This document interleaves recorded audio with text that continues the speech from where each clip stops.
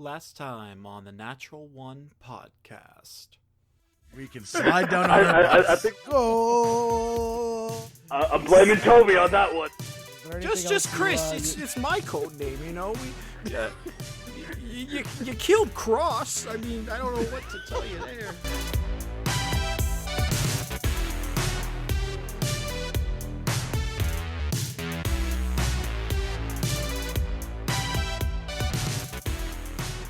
And then you went into the big secondary chamber where goblins had been moving a bunch of boxes. Mm-hmm. And you then interrogated Chris and then killed him. And then I believe you guys wanted to take like a short rest. Yeah, we went back to the door to take a short rest. Yeah, and you guys are going to ponder the door and Yes. take a short rest. Yes. So let's pick up right there. Okay. Just quick question. Do we know the last name of the people who own the mine? Yeah, that's the gold swords. The gold swords? All right. Yeah, Aluthena gold sword. Okay. All right. So I already rolled my hit dice and all that just for I think I rolled that last episode. And we get those back, right? And once we have a short rest. I believe hit dice only come back after a long rest. Okay. All right. Good to know. Yeah, that's why they're special in that sense because you kind of use them, and it kind of like plays into the whole idea of becoming exhausted. Gotcha. Okay. Good to know. All right. So we're in front of this door now? Yeah. All right. I'm going to show Hugh and I'm going to show Aang the note that I found at the opening of the mine. Are you holding out on us? It's about time you showed us this. This is the note that I found on one of the goblins outside the mine. Go on. What's it say? It says, "Be careful in the mine. It's been reported." That's helpful. I didn't finish. It's been reported that they keep circling around the crest in the mine and have nested down in the third subfloor. I wish Erod would have never left. He fooled around down in that mine and knew how to get down there without being seen. Aluthena. I really strongly feel we need to get through this door. I think it's going to immensely help our situation here, guys. No, well, yeah, it's in our way. Who's this Erod, though? Erod is brother of Aluthena, I believe. Oh, go figure. That'd be husband. Husband. Gold. If I'm going to speak the name Goldsword in front of the door. Nothing happens. Can I still see the magic aura from my detect magic? That's a 10-minute spell, right? Or is it an hour? It is a 10-minute spell. You have like 2 or 3 minutes left.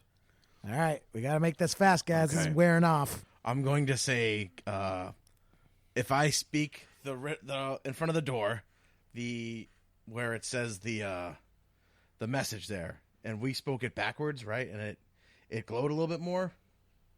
What's the message again? I want to read the message again. The message says... I can read it. I have it here. Oh, you have it? Okay. Only keep what you can first give. If I say the word password out loud, does anything happen? No, nothing happens when you say password. I've got an idea. Welcome! ! 23. I don't think that's the Wi-Fi password. What if we tell it a secret? Wait. Can we tell it a secret? It's a riddle, right? Like that's what I'm thinking. If you're gonna write something on a door that can't be opened, like it's got to be a riddle. Only keep what you can first give. I'm going to whisper a secret into the door. What's your secret? It's a secret. I can't tell you. Ooh. Does anything happen? Did you actually whisper a secret? Yeah, I whisper a secret into the door. Nothing happened. Oh, damn it. Well, I say the word secret. I don't think it's a secret, Gris. You can tell me, though. Only keep what you can first give. Wait. Hey, door. I promise not to fuck shit up if you open that door for me.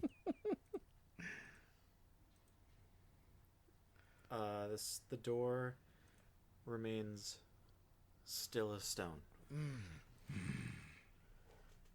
Do we have to promise something? That's what I'm thinking. Like, you keep a promise and you give. Oh, or it's an oath. Like you have to give your word. Like you can only keep. And magically, as you say the word, give your word, the door slides open. Oh yeah! Really? That's it? That's all it took? Really? I'm taking the MVP award. Thank you very much. Nice job, Hugh. All right, let's see what's in here. Wow, I'm super impressed with that. That's awesome, guys. Okay, side note, I have been pondering this for 2 weeks.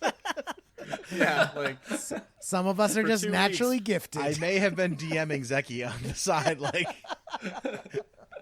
he may have told me to save it. Glad we weren't sitting here for half an hour just trying to figure this out. Worst episode ever. At least it's 2 not another fluff hours episode. later. Another fluff episode in front of the door. I stride confidently into the hallway. all right, and as you enter this hallway, magical torches relight themselves. As they had some cobwebs, you can see there's like cobwebs, like no one's been through there in a few years. Also, my fists are on my hips, and I'm like clopping my feet, and I have my nose up in the air, and I'm just very pleased with myself. As you should be. As you should be. Can I look around to see if there's anything valuable in there? So actually, like I did not actually get to finish the description. So like as these torches light, you notice there's a stone spiral staircase. It looks extremely old, but it's like the stairs were carved into the marble of this quarry rock, and they're going down. Is that the only way? That's the only way forward? Yeah, it's about like 10, 12 feet in front of you. What do you say, Hugh? You're the big one. You go first. All right, I'm gonna sneak forward. I'm gonna sneak down the stairs and being very, very quiet, holding my ball bearings tightly in its pack. The bulky demon sneaks down the hallway. Not letting them slush around. Fantastic. Proud of you guys. So, Yay! I'm very happy. I'm very pleased with us. Nice work, Hugh. Yeah. so as you guys make your way down, there is what looks to be a secret study. You make your way in there, and it's about like a 25 by 25 foot room. In the room itself, you see a large stone table with, and then there's like an altar, and there's some bookshelves full of very old leather-bound tomes, and you also find in the corner it's like a small fire pit. Mm-hmm. And the fire has since gone out, but you can see that someone had been keeping a fire in there for whatever reason. And the most startling thing about this is whenever you see the bookshelves as you're coming down some of the stairs, like you see the tops of them, and then as you come around the corner of the last couple steps, you can see at this table there are 3 corpses sitting in 3 of the 4 chairs. Are they old corpses? Yeah, how fresh are they? The rest of the room looks like it hasn't been touched in a few years, but the bodies themselves have not decayed in the slightest. It's as if they had died yesterday. What Can I scan around to what see if are the corpses? Are they So, goblins? Are they humans? So the corpses there are 2 dwarves and 1 human corpse. We're all the same in There's- death. There's notes and different papers strewn all around the table discussing the plans of action and movements of armies, and different forces and different scouting reports litter the table. Do we? Can we tell what time frame the documents are from? Like, how old are they? What battle were they planning for? You can tell that there are some very, very old tomes that maybe someone would have studied to like learn a spell or to like maybe learn a history of something. But then there are also some very recent, like I said, there are some scouting reports, and those seem to date back about 3 years. So it looks like nothing's been touched in the room. So is everything like covered in a layer of dust? Not as thick of a layer of dust as you were covered in, but a very fine layer, yes. All right. I'm going to go over to the bookshelf and I'm just going to inspect the top of the books to see if any of the books are missing their dust. Okay. Make a investigation roll for me. Oh, natural 20. That's not on brand with our name, Jerry. It's okay. Making up for last episode where I got like 4 ones. Gotta stay true. So, Gotta stay true. So with that, you kind of see, you actually see a diary. It looks they're all pretty much untouched. It doesn't look like any of them have really been touched, but there is one book that kind of sticks out to you more than the others, and you notice that in like a gold handwritten type font, it says the Diary of the Rose Guard. The Rose Guard? Yes. I want to pull it out and read it. And you do, and a lot of it is pretty mundane. It's actually, Hugh, you find a very, like, you don't think anything of this, just because, for the most part, you, like, when you open the book for the first time, the first few pages, the first diary entries are from about 1,000 years ago. It's like this paper has been magically saved and preserved, but the first like 4 or 5 pages are from about 1,000 years ago, and that doesn't really throw you off because that's right around the time that you actually went into your coma. I see. And throughout the rest of the diary, as you quickly skim through it, you just see a lot of like mundane record keeping and like meeting notes, like the Rose Guard got together this day to discuss the movements of this army, or the settlement development in this region, or something or other. Nothing pressing, but that is like the one thing that sticks out to you whenever you investigate those bookshelves. All right. Well, I'm taking it with me. All right, make a note of that in your items. Yeah, how do I do that? Can I look closer at the bodies and see if there's any obvious wounds, how they were killed, perhaps, or how they died? Of course. Yeah, make an insight check, I think, or that might be another investigation check. 15. Okay, so with a 15, you are able to discern that there are no visible puncture marks, stab wounds, missing limbs or anything like that. It just seems as if Are there any cups? sorry? Any cups at the table? there are cups, but they've long since dried out. Are there 4 cups or 3 cups? There's 4 cups. Gentlemen, I think we have perhaps an instance of poisoning here. Looks like it. I think. Let me go check out the altar, see if there's anything over there that may be of use. All right. While he checks out the altar, I'm going to check out the fire pit that's out. All right, So- that makes sense. Aiden, roll an investigation check.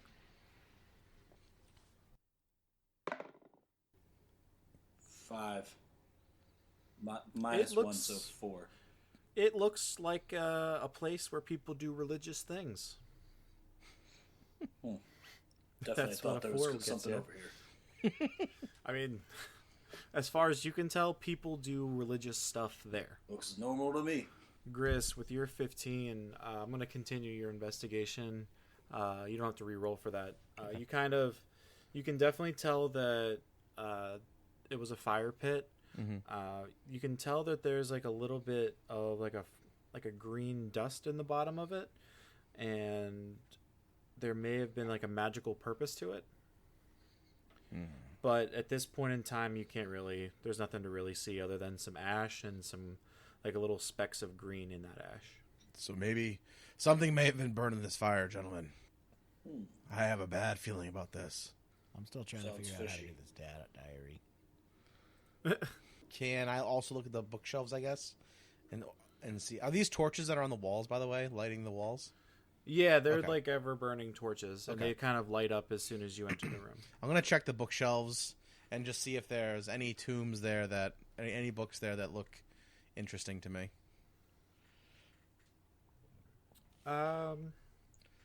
Anything that might look valuable or expensive or just worth checking out.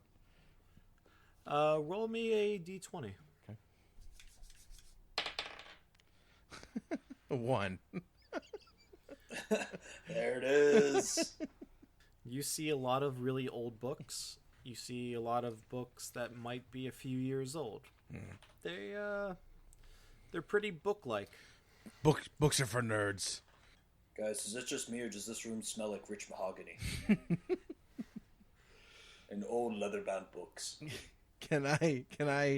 I'm gonna sit in the chair that's empty at the table, and see what happens. Okay. You sit down? He dies Right? instantly. I sit. No, he doesn't die instantly.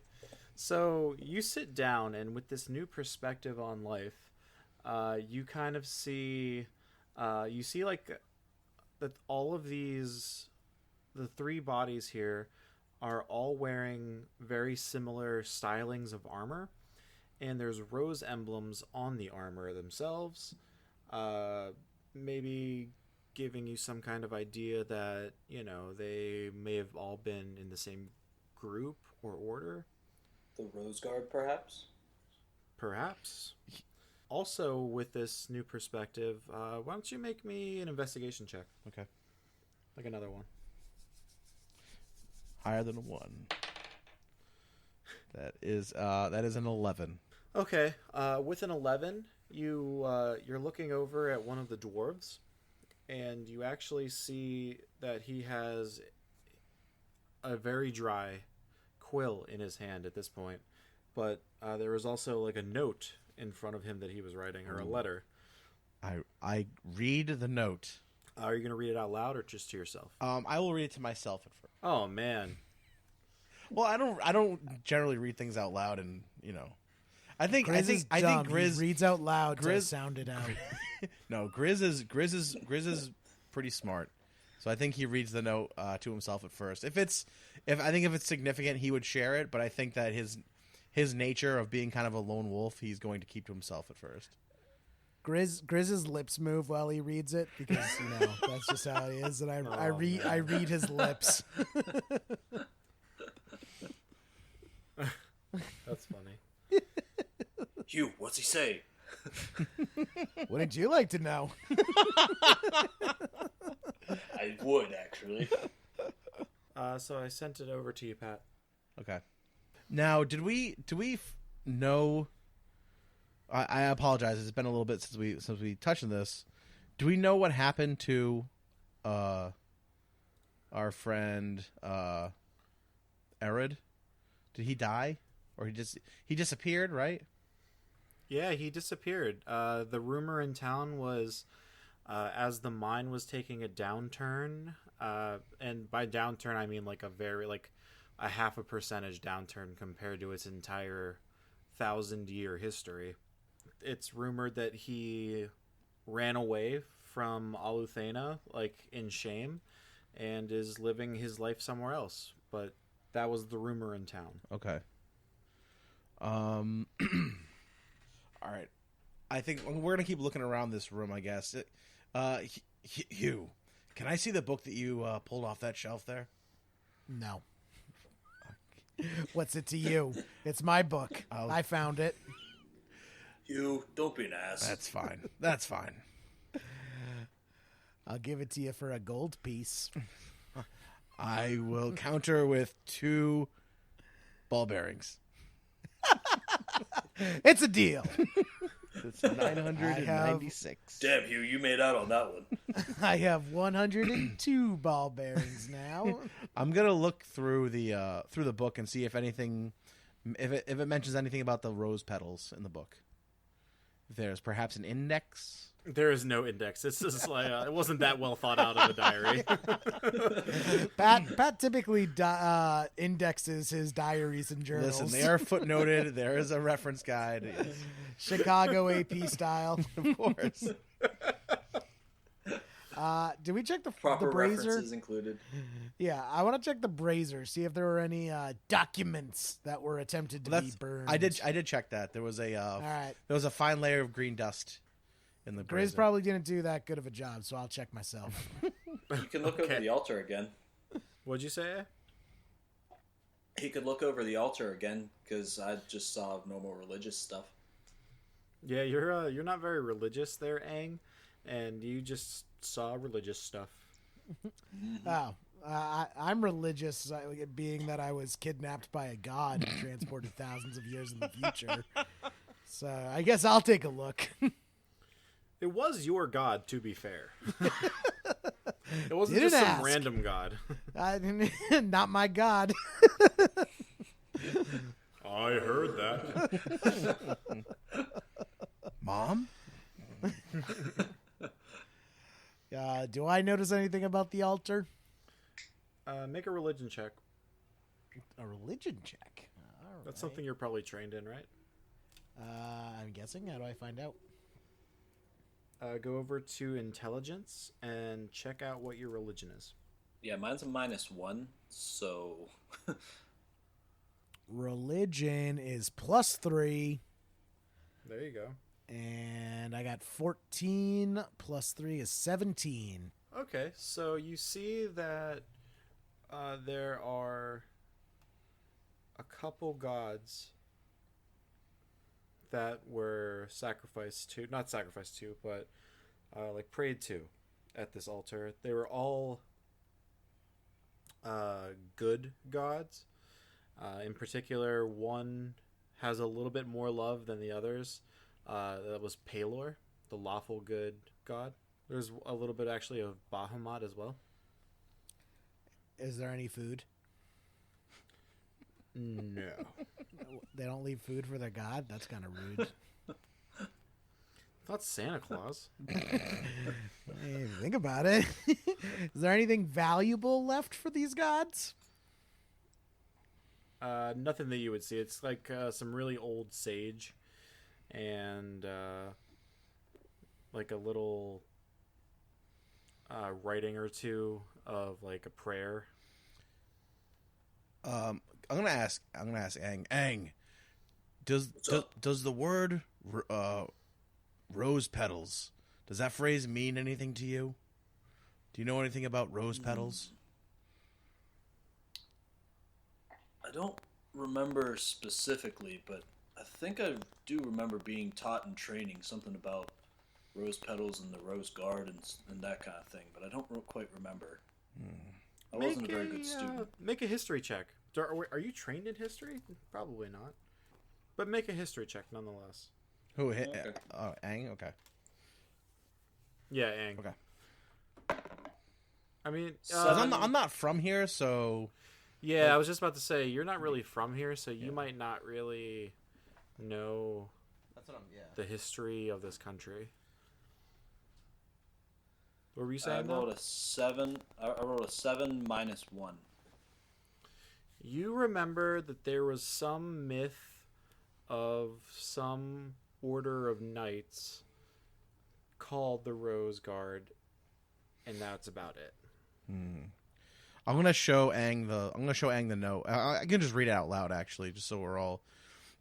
Aang, I think this note might have something to do with these dead men in this rose petal armor. Hey, Hugh, can you please pay attention?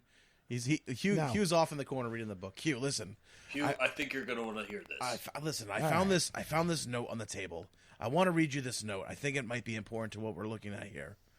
It reads, Aluthena, I dare not share this letter even with you, but I feel as if I will be leaving soon. The Union Trading Company is up to something evil. I can feel it. My compatriots and I are departing to gather the fabled rose petals. It will not be an easy task. It goes on saying that the Union is up to something secretive and it has eyes everywhere. Hugh, rose petals. Do you know anything about that? Other than this book, I have no idea what you're talking about. But I got Hugh, this make book a, here. Make a history check for me with advantage. Oh, a history check. All right. So With advantage, advantage means I so- get to roll twice, right? Yes, and take the better number. 7, not good. Oh boy. And 1. Oh, my There God. it is. What's your modifier for history? 7 plus So you there's got a 10. 10. 50. I know half my history. So, Hugh, for you, actually, this isn't so much history as it was current events, approximately what feels like a day or two ago for you. The rose petals were a mythical item set, like a set of items. You were never really sure what they were exactly. Part of that is because you rolled a 10.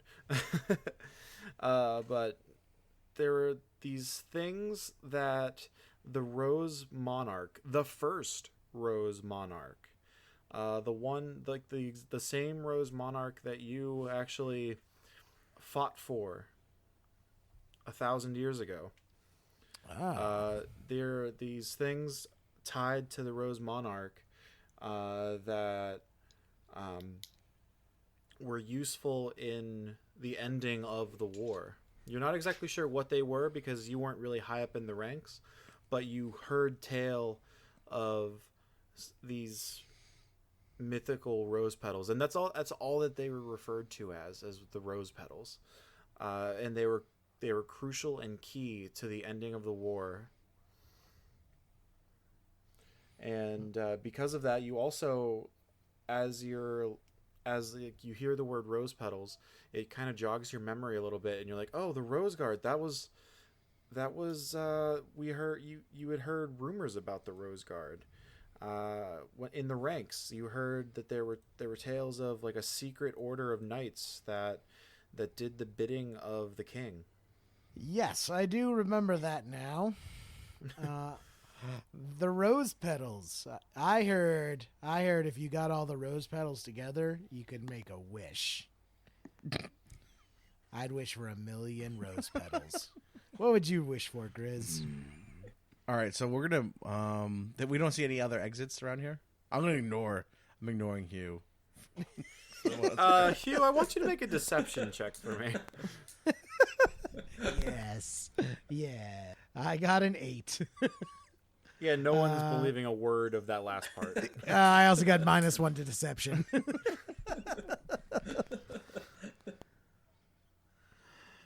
All right.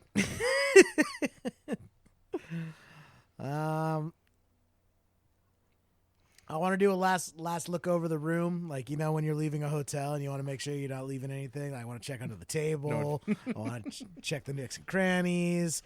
Like, I don't want to like leave something for the maid to find. You don't really find anything in that check. I scamper up the stairs. All right. Okay. I'm gonna follow as well. You left the room.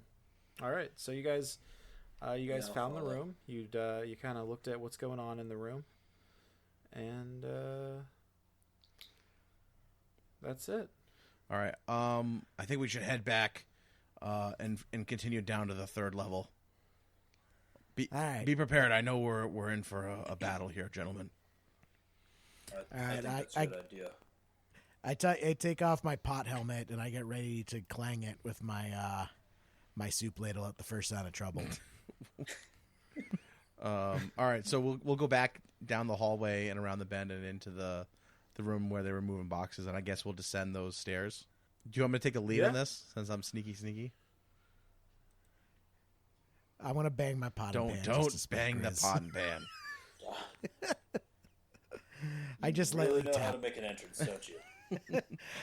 I lightly tap on the pot and pan in rhythm with our footsteps.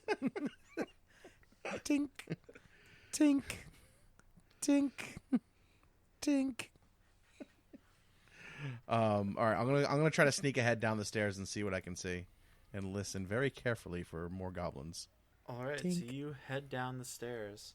As you head down the stairs, you don't really have a whole lot of room to hide, and there's not much way of shadow to hide in. You notice 10 feet in front of you, once you get to the bottom of the steps, that the room opens up into a larger chamber, much like some of these rooms on the upper levels. You can kind of see in the corner of your eye, there's a couple barrels lying around, and you also see a bugbear and a goblin shaman. Shit. Do they don't notice me yet? No, you've kind of just come down the stairs, and they are about 25, 30 feet in front of you. But they're kind of off to the right a little bit. They're not like directly in front of you. Okay. So they're like how far away from me again? They're about like 15, 20 feet, I would say. And they kind of have like their back to you at the moment. So that's why they're not really looking at you. I'm going to draw. So if I use a short bow, its range is 80 to 320. So if I shoot it at one of them, it's going to be at disadvantage, right?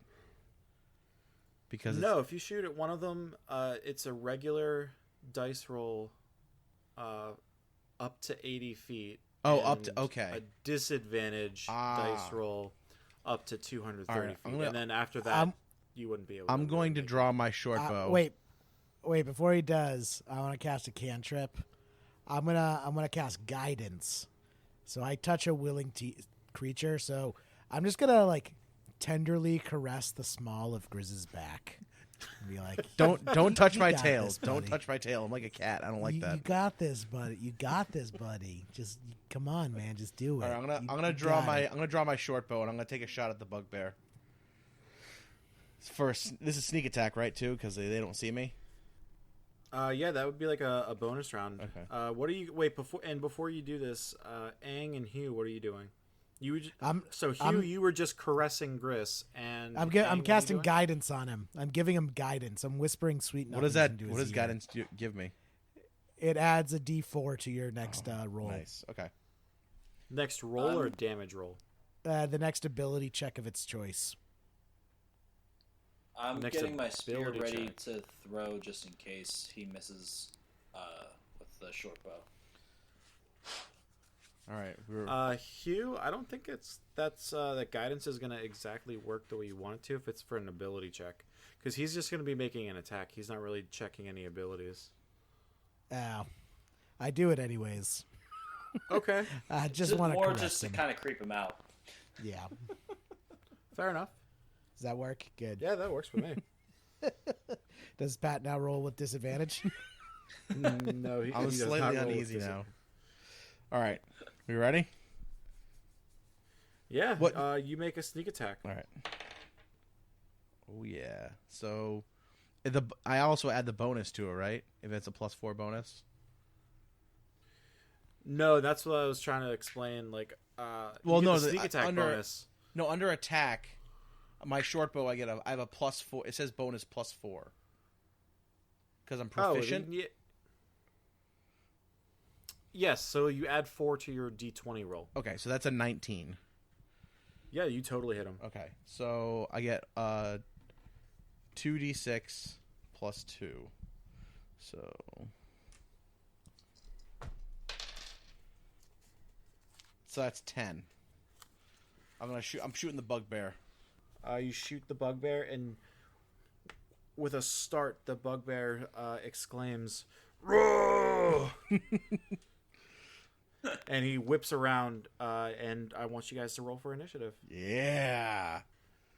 As he whips around, I want to throw my soup ladle at it. I have a 14. 17. And a 6.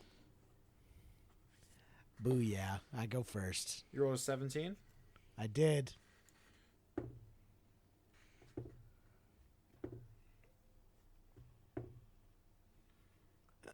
That's a lot of dice he's rolling.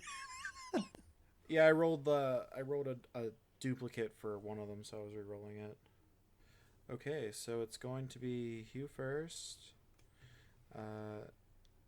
Do you guys like it when I tell you the order, or do you guys want to keep it like a kind of like a secret, and I'll just call out who's next? Surprise. Yeah, surprise us. Pat, is that okay? Yeah, that's fine with me. Yep. It's like a real battle. You never know who's going to strike. If I want to switch to my short sword, can I do that, or is that going to take an action? That'll be an action. All right, then I'll wait. I won't do that then. I'll keep using my bow. So Hugh's up. All right. And you did 10 damage? Holy crap. Yeah. Well, I get 2d6 plus the plus 2. That's awesome. So, okay. So I rolled an 8 and I got plus 2. Oh, I have another question too. So if I'm sneak attacking, does that mean I get, because I have advantage, because they don't see me, I would get 2 rolls for attack? Not like for the damage, but just for the attack roll? Because I'm advantaged? I think we might have talked about that last time. I can't remember, though. I think, like, if I sneak up on someone, they don't see me, and I attack, do I just get the 1d20 roll, or do I get 2? the sneak attack works off of just one d20 roll. Gotcha. Okay. If you specifically have advantage, you get the 2. I see. Okay. I understand now. Yeah. But, like, having advantage automatically, I think, gives you the sneak attack, right? Right. Yes, that's what I believe. Yeah, so but because, like, in this situation, you're going to get it because you are sneaking up on him. Right. And he's unaware, so I'm giving you a sneak attack round. I see. Okay. The other way would happen is if someone's engaged with one of your friends and you're right next to them and you attack them. I think that's how it also Yeah, triggers if your someone's sneak within attack 5 damage. feet, if someone else is within 5 feet, I would also get sneak attack on them. Yeah. Because I'd have advantage. Okay, cool. All right. So, Hugh, you're up.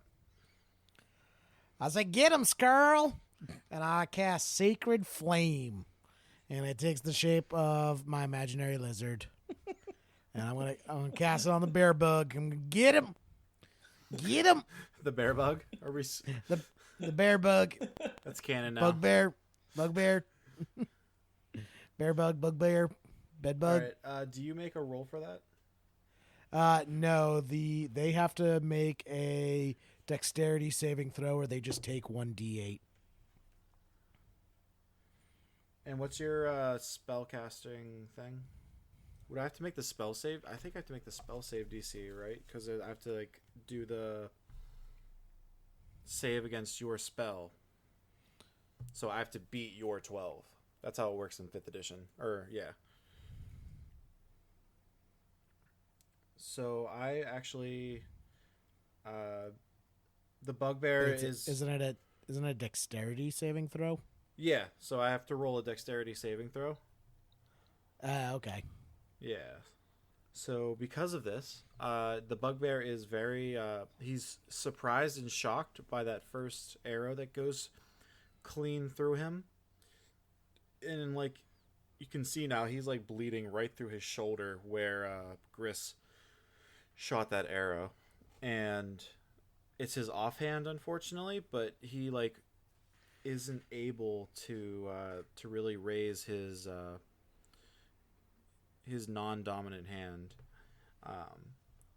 in this case not anymore, but he is like awake enough and wary enough to kind of jump out of the way of your radiant flame. Would you like to do any make any movement or anything like that? I want to scamper up onto Gris's back. Not sure you want to do that, but Nope, I want to do that. I want to scamper up onto his back like Yoda. okay. I just sent you guys the third floor map. Okay. So you guys have like an idea for combat now that you're in this room. And Gris, now you're up since you have Hugh on your back. All right. I'm gonna as a bonus action, I'm gonna shake him off my back, and then I'm going you got it. I'm gonna shoot another arrow at the bugbear. Okay. That's a 14. That one, because you were shaking Hugh off of you, you actually like let go the arrow just like a half a second too early, and it whizzes past him. On top of that, like when he finishes shaking, it goes and it shows that I duck down like below his shoulder, and I'm still holding on to the back there. It's like in cartoons when they like shake their arm violently and then like the person's still there, they won't get off. Yeah, it's like that. Oh my god! I'm going to actually murder Hugh when I'm done. Just so everyone's aware. That's literally what I'm going to. I'm going to kill him. Hide me. All right, that's it for my turn. Okay, the bugbear is going to first yell at you guys. How dare you! How dare you come into our sacred space? We're about to perform the ultimate sacrifice to Maglubiet. You might just have to be the appetizers for our god. And with that, he throws a javelin at you, Gris, because you're the one who's been trying to shoot a bunch of arrows at him. My plan is working perfectly. I am protected by Gris's. Pierces both of you guys. No, that's not it. What is your AC? 13. He throws that javelin and it goes like way off to the left. Like it completely misses you. It's like, oh, if you hadn't already ruined my shoulder. And Quit with making that, excuses, old man. old man. And with that, Aang, you're up. All right. From my distance, kind of farther away, I pull out my spear as well and give it a heave at the bugbear to try to bring him down. All right, make a range attack. 9. With a bonus of +5. You throw your javelin and it makes a thick thud sound into the barrel right in front of him. God damn it. I blame Toby. Fucking Toby. And with that, the goblin shaman steps up to the plate, and he looks at you, Aang, and he says, "Now you're really gonna get it, guy." Why is You sound like the creepy old dude from Family Guy. What are you gonna do? Offer me $1 now? He's going to hex you, and so he's going to place a curse on you, and you kind of feel shitty now. You feel like something's off. What kind of hex was it? From now on, anytime you make an athletics, like for right now, like you just feel like you're not as nimble as you could be, and right now, from now on, like any of your athletics checks you're making for the time being, you're gonna have disadvantage on them. Oh, that sucks. Guys, I just suddenly got really mopey. And with that, Hugh's back up. Still using Gris for cover. I put one arm around his neck, kind of like hostage situation style, and I take my crossbow and I put my crossbow over his shoulder, still making sure to keep him in front of me at all times. But I just put my crossbow over and I shoot at the goblin. All right, yeah, make a ranged attack. Let's see. All right, I got 11 plus. Where's range attack? There we go. Bonus plus 6. Ooh. So 17 total. You hit him. Roll some damage. Hell yeah. D8 plus 4. Damn, that's good. Yeah. 4 plus 4 got a total of 8. And you pull the trigger on that crossbow, and the bolt goes directly right into the skull of this goblin shaman, and the feeling of dread that was hanging over Aang lifts as this goblin falls to the ground dead. Oh. The bolt doesn't pin him to the wall or anything, so I can make a quippy one-liner.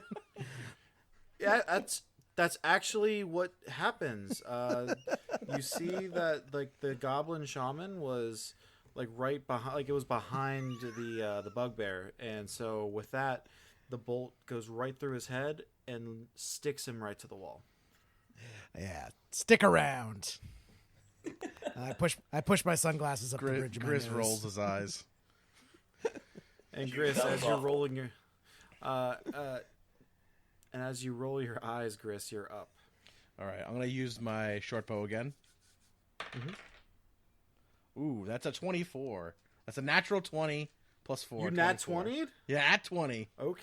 Oh, baby girl. It's because I'm whispering sweet nothings in his ear as he does it. I'm just letting you know, when this bugbear dies, I'm going to kill you next. Not if you can't get me. I'm just holding on.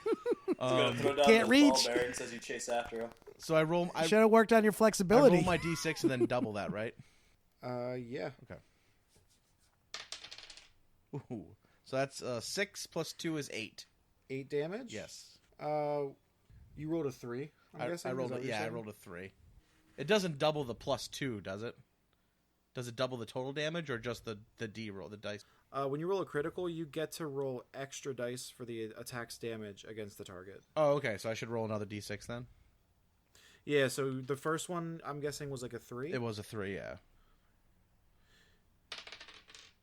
Yeah, so roll another one. That's also a 3. Well, okay then. And it's only plus 2? Yeah, for the short bow. Okay. So you hit him and you pin his other arm. Like you hit his other shoulder. Yeah. And now it looks like he's struggling to move forward. All right, that's it for my turn. Aang, you're up. All right, guys. I'm just gonna run up and try to take a whack at him. He seems to be pretty hurt right now. I think I have a chance of beating him down with my mace. You do that. We'll watch from here. Cover me, all right? No, but go ahead. So I run up and take a swipe at him with my mace. 5 plus 5. Are you rolling a d20? Yeah. Oh my goodness. We That's had always this a issue good in the question. past. That's a good question. Yeah, no, I'm rolling the d20. So the bugbear is kind of doing the Bernie and like totally like just Bernie's out of the way and you miss him. Well, that's embarrassing. Yeah. Good. And with that, he's going to. You notice, like on one of his arms, he has like a giant spike. That's like part of his gauntlet. You can tell it was like just definitely like welded on there really fast and crudely. And he's gonna like take this crapped out arm of his and just like swing his shoulders and this lifeless arm at you with the spike. Can I tumble? Can I do a bonus action and tumble out of the way? No, this is now the bugbear's turn. Oh, okay. Your bonus action was actually getting your short sword out or your mace out. Oh, okay. Yeah, because usually it would require like if you were putting a weapon away, that would be like your full action to put a weapon away, and I would let you use the bonus action to get the other one out. But since you had like kind of lost your javelin, I was just giving you the bonus action of drawing your sword and then going and attacking. Okay. So what's your AC? 13.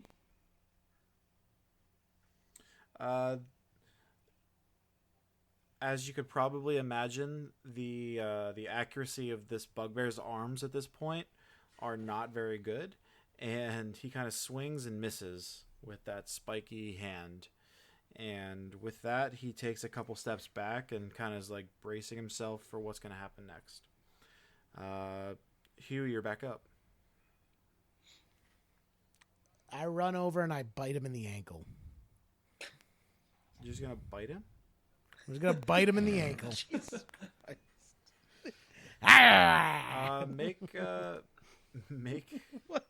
Make a basic melee attack.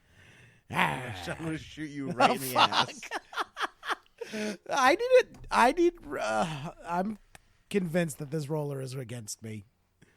I got a 1. So that's unfortunate. With that, you go to bite him, and as you like dive and lunge forward to chomp into his juicy calf,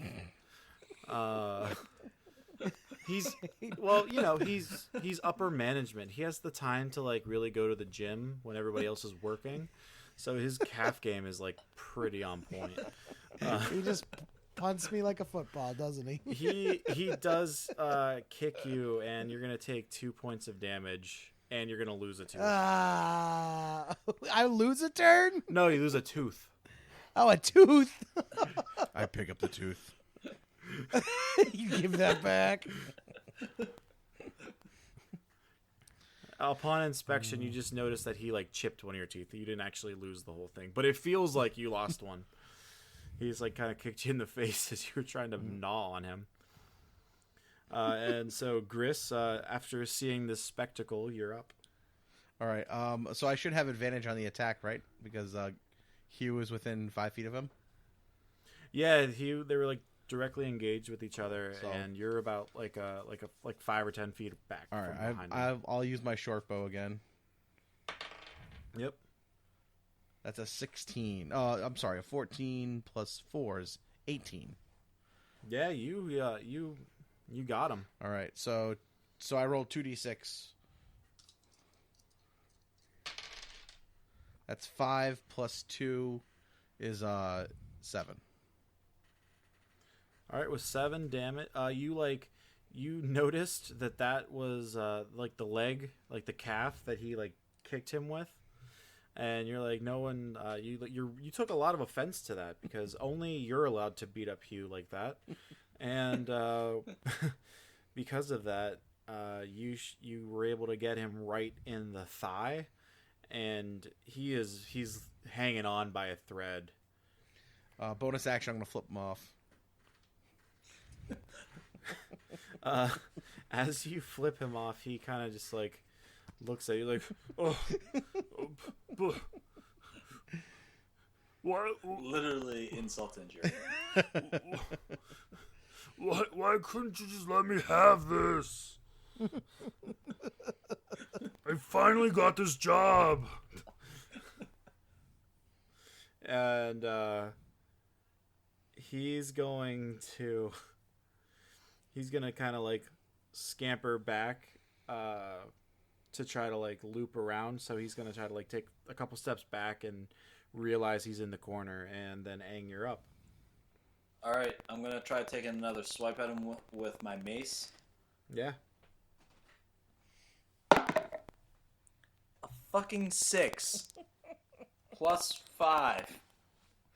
11. Roll again. You're at advantage. He like is not looking good at this point, and like as he was making his way back into the corner, you kind of like notice that he's like that blow that Gris just released on him is really he can barely stand. He's kind of like he's almost prone at this point, which would give you advantage on the a melee attack roll. Okay. 9 plus 5. 14 then. You still somehow manage to swing over his head. Are you serious? This bugbear is impossible to kill. He's the strongest bugbear alive. Guys, this is why I didn't play baseball as a child. This is getting like sick. We're just like beating up this poor bugbear at this point, just like prolonging its suffering. Is it my turn yet? Yeah, it's Do I your get to turn go? now, Hugh. It's all on you. I'm just gonna go up to this bugbear and I'm gonna just put my crossbow to his temple and I'm just gonna say I'm sorry and I'm gonna pull the trigger. So much worse to apologize. Please roll a 1. Make that ranged attack for me, would you? Ranged. 9. I got a 9 plus what was it? 6, 15. Oh my god. You kill him. I look at the life leave its eyes. Yeah, I was just about to say those exact words as you say that you're sorry to this bugbear. You kind of see the light get flat and fade out in his eyes as you pull the trigger and kill this bugbear. All right. While Hugh's getting all ceremonial over there with the bugbear, I'm busy cutting off the goblin's ears. All right, you do that. That'd be nine sets of ears for us. Add it to my belt. We're normal. Oh yeah, listen. The ears are to get paid. I want to get paid. I don't give a shit about these goddamn goblins. I need the money. Should we take this guy's ears too? Oh yeah, I'm cutting off the bugbear's ears too. I want to search its pockets. That's 10. You got it. Make a what would that be? Would it be an investigation? Yeah, why not? Make an investigation check, you. I got 15. Investigation is Next to intelligence. +3, so 18 total. You find a bronze skeleton key in one of his pockets. Oh, fuck yeah! Fuck yeah! I'm going up and open that chest. There's a. What else do we see in this room now that we've cleared it out? I see that there's like What? There's like a little like small chamber off like towards the back of this room. Yeah, you see that there's like an offset like little back room that they like the miners were actually using it. That was like the newest area that they were mining out of recently. All right. But the goblins, as they've taken it over, they're kind of using it as like a storeroom in the back. Can I go in there and check it, take a look at it, see what's in there? Yeah, of course. All right, I'm gonna go in there and look around. I follow behind him. I'm running up. Hold, I'm running hold, up no, 3 no, no, flights of wait, stairs to wait, open that goddamn wait, chest. wait. Stay down here with us, Hugh. I'm gonna sneak. No, off. is it? All right, make Make a perception check for me, Gris. All right. Natural 20. That's a lie. I want to see a photo of that die. I'm going to take a picture right now. As he moves the die to No, the 20. I didn't move it.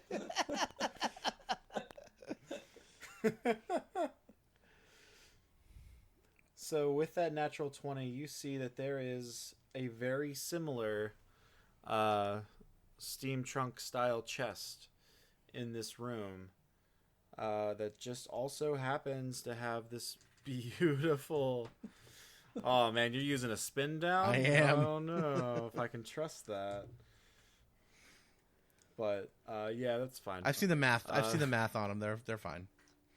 Yeah, they're people give them crap, but I'm like, I mean, there's just as much probability to land on that as there is anything. Yeah, else. exactly. So it's the exact same kind of steamer trunk that you had seen up on the first floor. I'm gonna try to open it. It's locked. Hugh. Come bring that key. I'm already on the second floor. I'm making my way to the first. God damn it, Hugh. I'm panting heavily as I sprint with like the key held out in front of me with like both hands. Like my tongue is just like dragging behind me. I in the guess we'll wait here for you to go open that other trunk. Yeah, we don't really have much of a choice, huh? I get to the trunk. While he's at the the trunk, trunk. can I search the goblin shaman for anything? Yeah, of course. Make Pat him down. make another make it an investigation check. That is 6 + 2 is 8. You see that this shaman is kind of like a druidy type shaman. They don't really care they don't really care much for coinage, so there's not really any money on the shaman. But you do see a small little scroll that's been like tightly wound, and when you open it up, it is kind of the instructions that you would need to draw like the circles and the sigils to summon Maglubiet. And that's what they were trying to do. They were trying to sacrifice those humans, as you found out from the goblin the last time, that they were trying to, make this mine their home. They had heard that there was some special juju about the mine, with all the rose gold and the rose granite and marble. They thought that there was some kind of blood magic tied to this, and it would make Maglubiet happy. And because of that, that's why they were here. And you can kind of discern that from this note. They were really hoping to please their god. Okay. What's the name of the god again? Magluviet? Maglubiet. Maglubiet. What? Magluviet. I'm guessing. Okay. Yeah. All right. I'll take the scroll and I'm gonna stick it in my pocket. Okay. Have I made it to the chest yet? Yeah, out of breath, since you're wearing like a chainmail dress, you're like out of breath at this point. And I gotta stop smoking. You make it up to the first floor chest. I gingerly slip the key into the lock, and I turn it until I hear a click. And you hear that magical click sound, and as you turn the key and pop open this chest, you find... Wait for it. It's going to be... Empty. Legend. Wait for it. Dairy. You find 52 gold pieces in it. Oh, fuck yeah, it's mine. Can't have any.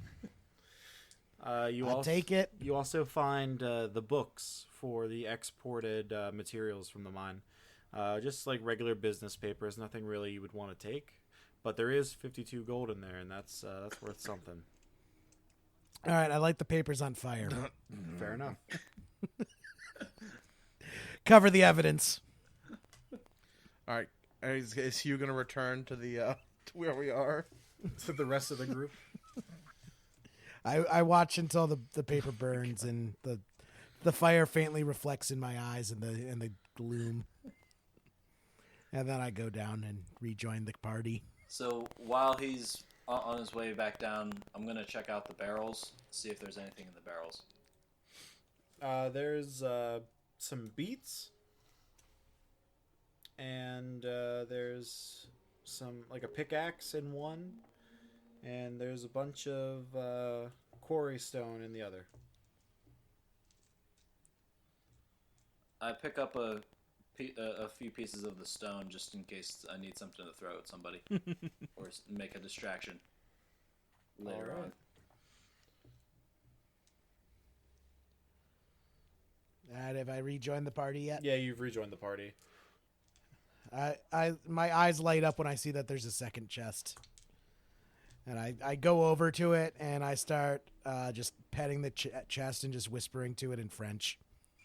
Oh, mon ami, yes. I'm very happy to see this chest. All right, so what are you gonna do with it? I'm gonna open it. Oh, okay. I'm gonna. I didn't know if you wanted to date it or something. I mean, yeah, well, it depends on what's in it. All right, open it up. All right, fling Just it open. as he opens it, I draw my short sword and jam it into the back of his head. I'm just kidding. Bum, bum, bum, bum, bum, bum, bum, bum, bum. What a twist!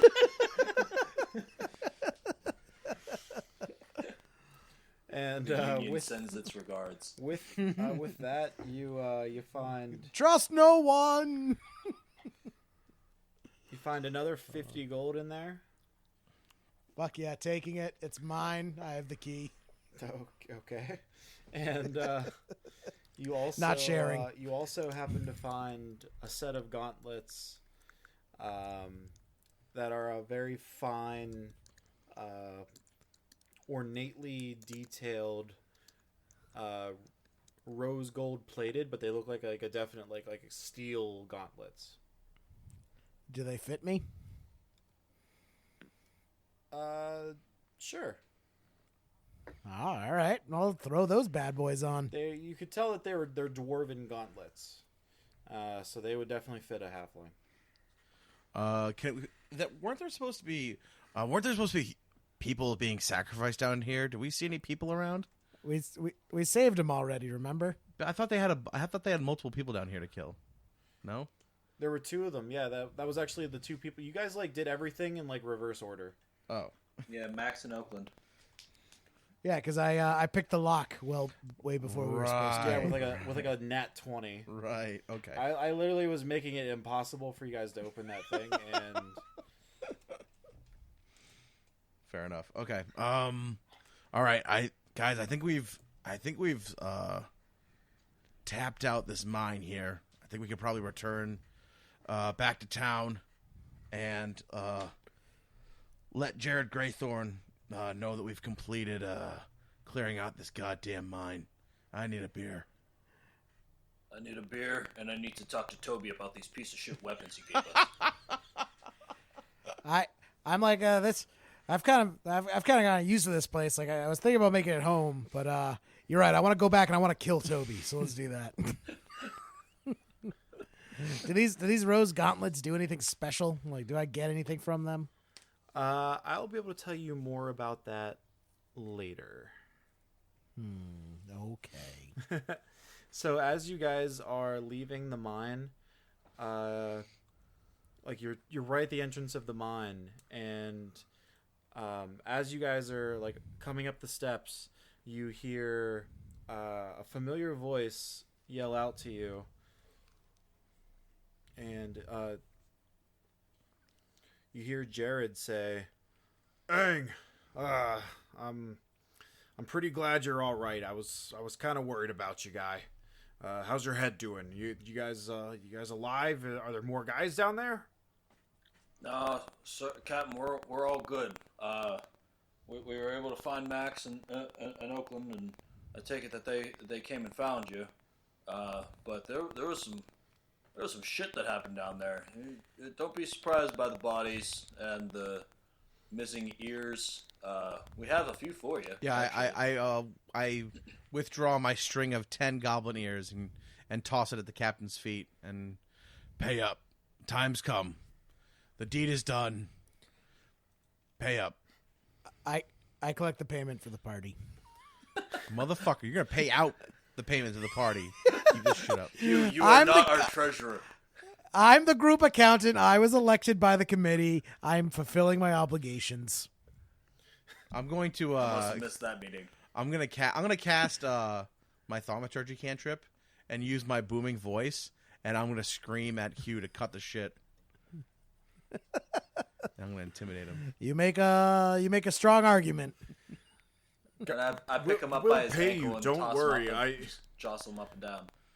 Guys, we'll pay you. It's like money. Like, really, this is what you're worried about here? Like, come Listen, on. I didn't go in this mine to get my teeth kicked in for a fucking handshake. Yeah, I see you're cut pretty bad there, guy. We'll get you looked at, but more importantly, I need you to meet this woman. And for the first time, you guys notice that there is a what would look to you guys like a 30-year-old elf, like female elf. Like, she looks like she's in like her early 30s. And she's wearing these very like flowing robes. They look like they're more on the expensive side, so she's definitely not, someone who either Aang or Gris you've seen before in town. So she's definitely an outsider with some like expensive looking wares. And she introduces herself. My name is Shalou Bell, and I come from the capital. We must speak at once and in private. I pick up the ears off the ground. All right. I'm not letting go of these ears till we get paid for them. Yeah, you got it. And with that, I think that's where we're going to stop for tonight. Woo! I'm going to end my recording here. Wait. Yeah. Okay. Before you do that, before you guys do that, I'm going to leave you guys with this. You make your way into town, and as you're making your way back into Old Town, you notice a short dwarven woman also coming up to you, who Aang and Hugh, you guys instantly recognize as Aluthena Goldsword. And she says to you, I heard you were in my mine. Did you find anything of interest? It's a long story. Please come with me. We'll discuss this in private behind closed doors. We already kind of got a secret meeting going. I think you have to get in line, lady. This is the same meeting. Oh. So, okay. So now we have Shalou and Aluthena. Aluthena, yeah. So, all right.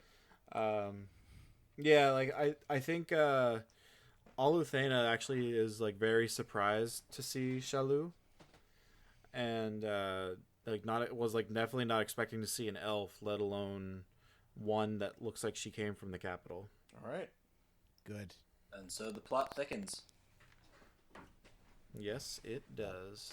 Lot thickens. Gris is trying to wipe the blood off his face. Trying to Make himself yourself look presentable. Yeah, halfway presentable, yeah. Very nice. I reach down and I take mud and I draw war stripes on my cheeks. I I'm just gonna shake stop my You head. look mighty scary for someone who didn't kill any goblins. I killed all the goblins. That's why I You have killed all the one we were gold. trying to talk to on accident. How much are those ears worth, man? Oh my gosh. All right, perfect. I think that's a great. I buy everyone in the tavern around except for Gris. That's where we'll pick up next time. That's exactly where we'll pick up.